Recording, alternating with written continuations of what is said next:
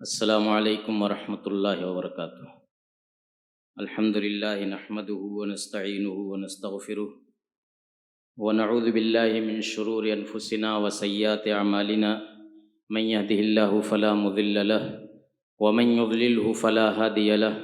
واشهد ان لا اله الا الله وحده لا شريك له واشهد ان محمدا عبده ورسوله يا ايها الذين آمنوا اتقوا الله حق تقاته ولا تموتن إلا وأنتم مسلمون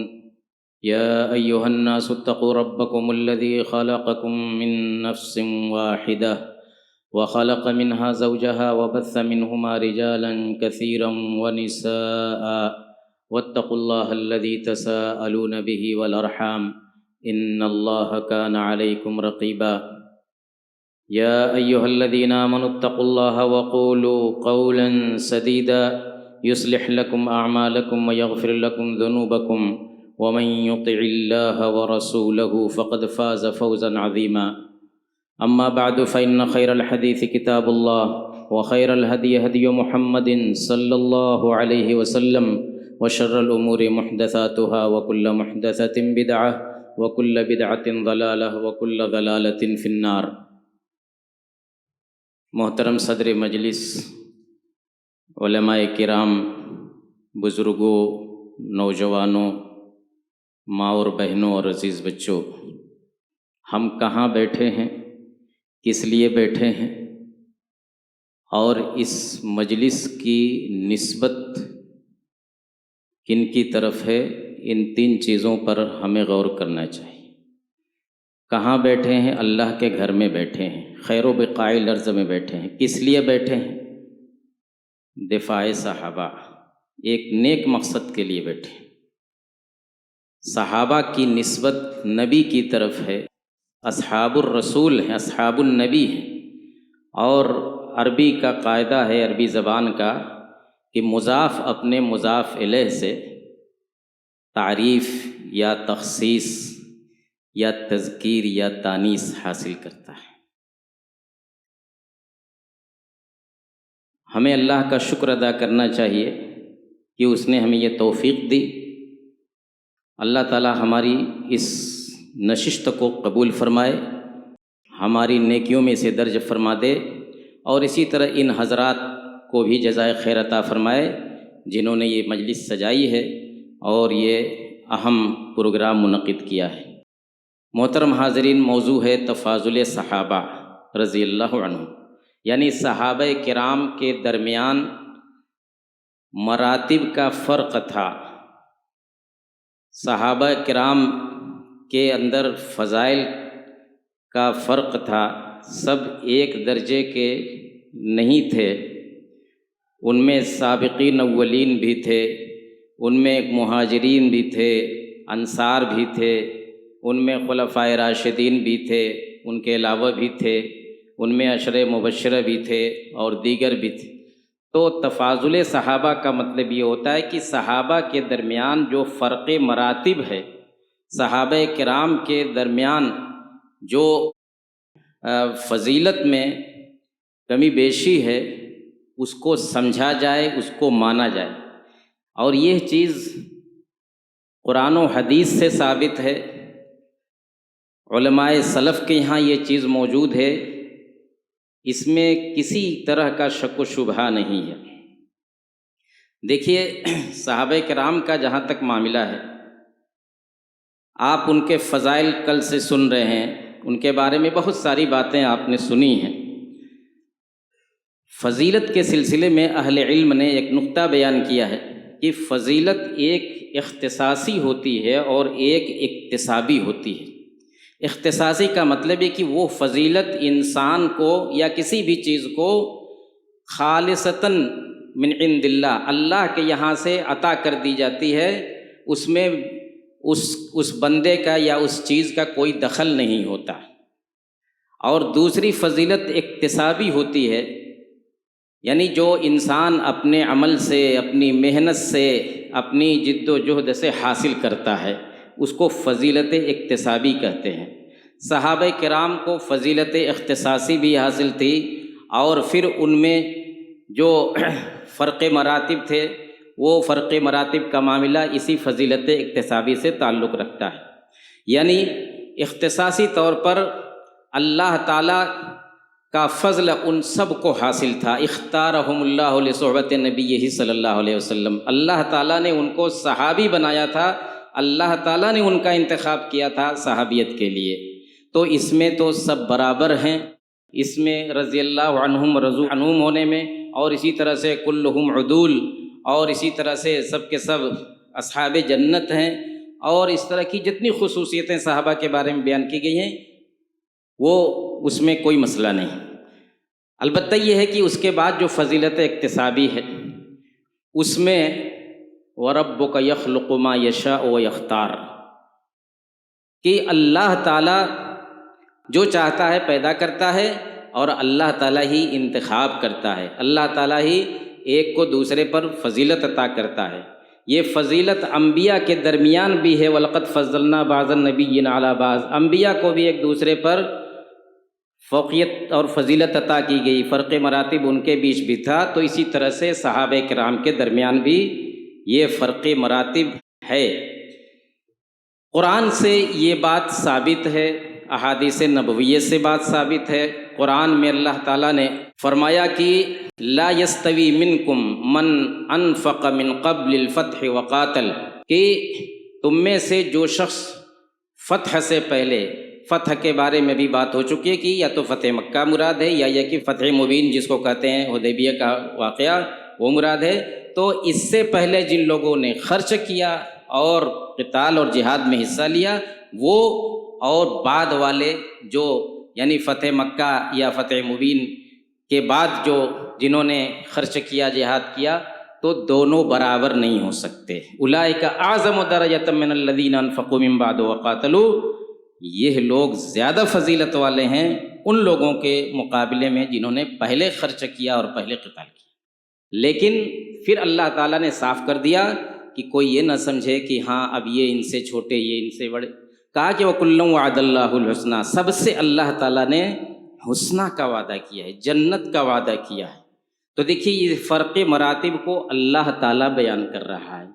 قرآن میں جگہ جگہ آپ جانتے ہیں کہ مہاجرین کا تذکرہ، انصار کا تذکرہ، ہمیشہ مہاجرین کا تذکرہ پہلے، انصار کا تذکرہ بعد میں، یہ سبقت زمانی بھی ہے اور اسی سے فضیلت کا بھی اندازہ لگتا ہے۔ لقد تاب اللہ علی النبی والمہاجرین والانصار الذین اتبعوہ فی ساعۃ العسرہ، تو اس طرح کی بہت ساری آیتیں ہیں۔ تو اللہ تعالیٰ نے یہ فرق مراتب بیان کیا ہے قرآن کے اندر، اور صحابہ کرام کے درمیان بھی یہ بات پائی جاتی تھی۔ عبداللہ بن عمر رضی اللہ تعالیٰ عنہ، صحیح بخاری کی روایت ہے، وہ کہتے ہیں کہ کنا نخیر بین الناس فی زمن النبی صلی اللہ علیہ وسلم فنخیر ابا بکر ثم عمر بن الخطاب ثم عثمان، کہ ہم لوگوں کے درمیان یعنی صحابہ کے درمیان فرق مراتب بیان کرتے تھے، فرق مراتب کو سمجھتے تھے۔ نبی صلی اللہ علیہ وسلم کے زمانے میں ایک صحابی کہے کہ ہم لوگ، اور پھر یہ کہے کہ فی زمن النبی، بات واضح ہو جاتی ہے کہ نبی کے زمانے کی بات ہے، اور صحابہ کے درمیان یہ بات بالکل مسلم تھی کہ وہ صحابہ کے مراتب کو سمجھتے تھے اور آپس میں بیان کرتے تھے۔ کیسے سمجھتے تھے؟ ابن عمر کہتے ہیں کہ فنخیر ابا بکر، ہم ابو بکر رضی اللہ تعالیٰ عنہ کو فضیلت دیتے تھے، پھر عمر رضی اللہ تعالیٰ عنہ کو فضیلت دیتے تھے، پھر عثمان رضی اللہ تعالیٰ عنہ کو فضیلت دیتے تھے۔ بعض روایتوں میں عثمان ہی تک معاملہ ختم ہو گیا ہے، لیکن یہ متفق علیہ بات ہے کہ حضرت عثمان کے بعد اگر درجہ ہے کسی کا، اس میں کوئی اختلاف نہیں کہ علی رضی اللہ تعالیٰ عنہ کا ہے، تو ان کا تذکرہ نہ ہونے سے یہ نہیں لازم آتا کہ ان کا مرتبہ بہت بعد میں۔ ابن کثیر رحمۃ اللہ علیہ کہتے ہیں کہ ھذا رأی المہاجرین والانصار، کہ یہ مہاجرین اور انصار سب کی یہی رائے ہے، سب کا یہی عقیدہ ہے، کیا کہ الترتیب بینہم فی الفضل کالترتیب بینہم فی الخلافہ، صحابہ کے درمیان فضل میں اور مقام و مرتبے میں جو فرق ہے وہ وہی فرق ہے، وہی ترتیب ہے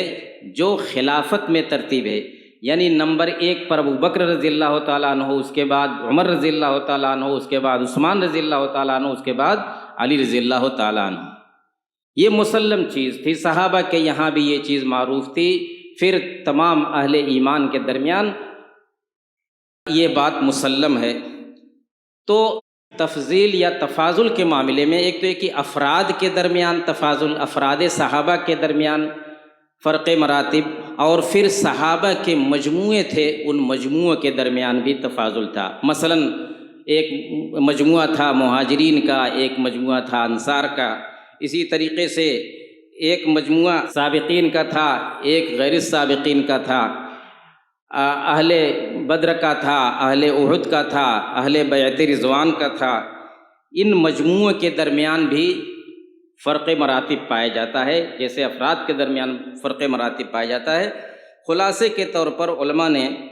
یہ کہا ہے کہ سب سے پہلے خلفائے اربعہ ہیں مجموعات میں، پھر اس کے بعد بقیہ جو عشرہ مبشرہ ہیں وہ ہیں،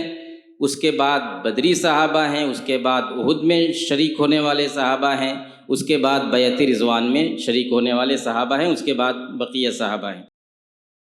طبقات ابن سعد ایک کتاب ہے جس میں بہت سارے طبقات کے ساتھ ساتھ صحابہ کے طبقات اور مراتب کو بھی بیان کیا گیا ہے۔ ابن سعد نے ان کے 5 مراتب قائم کیے ہیں، اور امام حاکم رحمۃ اللہ علیہ نے طبقات صحابہ اس کو 12 درجوں میں تقسیم کیا ہے اور تفصیل سے اس پر گفتگو کی ہے۔ صحابہ کے درمیان تفاضل کا جہاں تک معاملہ ہے، اسی کے ساتھ ساتھ صحابیات کے درمیان بھی تفاضل کا معاملہ ہے، یعنی وہ خواتین جو نبی صلی اللہ علیہ وسلم پر ایمان لائی تھیں، تو ان میں بھی فرق مراتب ہے۔ مثلا ازواج مطہرات بمقابلہ دوسری صحابیات کے، ان کا مقام و مرتبہ کچھ اور ہے، اعلیٰ ہے۔ قرآن کہتا ہے یا نساء النبی لستن کاحد من النساء، کہ اے ازواج نبی آپ دوسری عورتوں کی طرح نہیں ہیں، آپ دوسری عورتوں کی طرح نہیں ہیں۔ اس کا مطلب یہ ہے کہ ازواج مطہرات کا مقام و مرتبہ دوسری صحابیات کے مقابلے میں کہیں اونچا ہے۔ پھر ان ازواج مطہرات میں بھی فرق مراتب ہیں۔ خدیجہ رضی اللہ تعالیٰ عنہا، عائشہ رضی اللہ تعالیٰ عنہا، اور پھر آپ کی بیٹی فاطمہ رضی اللہ تعالیٰ عنہا، ان کا جو ہے دوسری ازواج اور دوسری بنات کے مقابلے میں ان کا مقام و مرتبہ اونچا ہے۔ ابن تیمیہ رحمۃ اللہ علیہ کہتے ہیں کہ افضل نساء هذه الامت خدیجۃ وعائشۃ وفاطمۃ، پھر کہتے ہیں کہ وفی تفصیل بعضہن علی بعض نزاع وتفصیل، کہ سب سے افضل خدیجہ، عائشہ اور فاطمہ ہیں، البتہ یہ کہ ان میں سے بعض کو بعض پر فوقیت دینے میں یا فضیلت دینے میں بہت زیادہ کلام ہے اور بہت زیادہ تفصیل ہے۔ صحابہ کے درمیان ایک فرق مراتب کا مظہر یہ بھی ہے کہ صحابہ حدیث کی روایت کے معاملے میں ان کے 3 طبقات مقرر کیے گئے ہیں، ایک مکثرین ہیں، ایک مقسطین ہیں، اور ایک جو ہے مقلین ہیں، یعنی ایک وہ صحابہ جو کثرت سے حدیثیں روایت کیے ہیں، یہ 1000 سے زیادہ جنہوں نے روایت کیا حدیثیں، ان کو کہا جاتا ہے مکثرین۔ ایک اوسط درجے کے اس سلسلے میں مانے جاتے ہیں جن کی روایتیں 100 سے اوپر ہیں، اور پھر جن سے کم روایتیں ہیں 100 سے کم ہیں۔ اسی سلسلے میں ایک سوال یہ اٹھتا ہے کہ آدمی سوچ سکتا ہے کہ ہم تمام صحابہ سے یکساں محبت رکھیں، ان میں سے کسی ایک کو دوسرے پر کیا ضرورت ہے فضیلت دینے کی اور ان کے درمیان مراتب قائم کرنے کی؟ بات بظاہر بڑی اچھی لگتی ہے، لیکن یہ حقیقت حال کے خلاف ہے۔ قرآن و حدیث سے جو بات ثابت ہے اس کے خلاف ہے، قرآن و حدیث سے یہ ساری باتیں ثابت ہیں، اس لیے ہمیں اس کو ماننا چاہیے۔ اس سلسلے میں امام احمد بن حنبل رحمۃ اللہ علیہ سے ایک مرتبہ سوال کیا گیا کہ اگر کوئی شخص کہے کہ میں اصحاب رسول سے محبت کرتا ہوں اور سب سے یکساں محبت کرتا ہوں، کسی کو ایک دوسرے پر فضیلت اور برتری نہیں دیتا ہوں۔ تو انہوں نے جواب دیا السنت ان یفضل ابا بکر وعمر وعثمان وعلی من الخلفاء، کہ سنت یہی ہے کہ ابو بکر کو، عمر کو، عثمان کو اور علی کو اوپر رکھا جائے، ان کو فضیلت دی جائے، یہ سنت ہے، یعنی یہ بات ثابت شدہ ہے، اس لیے اس کو ماننا چاہیے۔ اور یہ کوئی ایسی چیز نہیں ہے کہ بس لوگوں نے اپنے من سے اور اپنی خواہش سے یہ بات کہی ہے، کیونکہ نصوص کی روشنی میں آپ نے دیکھا کہ کس طریقے سے یہ چیز ثابت ہے۔ جو چیز منع ہے، جو چیز مذموم ہے، وہ یہ کہ ہم ان صحابہ کے درمیان، جن کو مشاجرات صحابہ کہا گیا ہے، جس کے بارے میں کل تفصیل سے گفتگو ہو چکی ہے، تو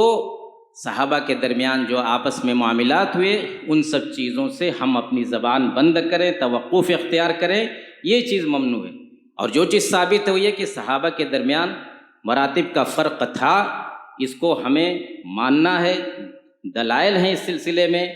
اور اس پر ہمیں ایمان رکھنا ہے۔